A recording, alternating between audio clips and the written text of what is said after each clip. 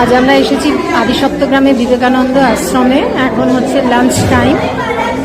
আজকে তো একটা বিশেষ দিন।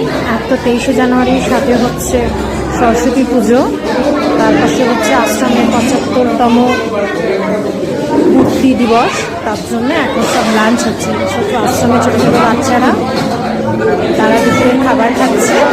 এরপর আমরা বসি। ভালো হচ্ছে বাবু, খাবার ভালো হচ্ছে। পুজো দিয়ে যেতে পুষ্পাঞ্জলি দিয়েছো তোমরা সরস্বতী পুজো?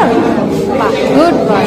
ভালো করে পড়াশোনা করবে, হ্যাঁ সবাই ভালো মানুষ হতে হবে, তাই তো? রান্না ভালো হচ্ছে? খাও, খেয়ে না, আজকে অনেক দেরি হয়ে গেল। কিরে খা।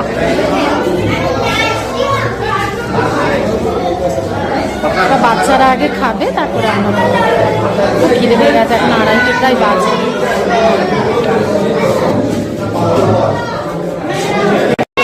আজকের দিন মানেই তো ছোটো ছোটো বাচ্চারা শাড়ি পরে কি সুন্দর সেজে গুজে এসছে, দেখুন ওরা।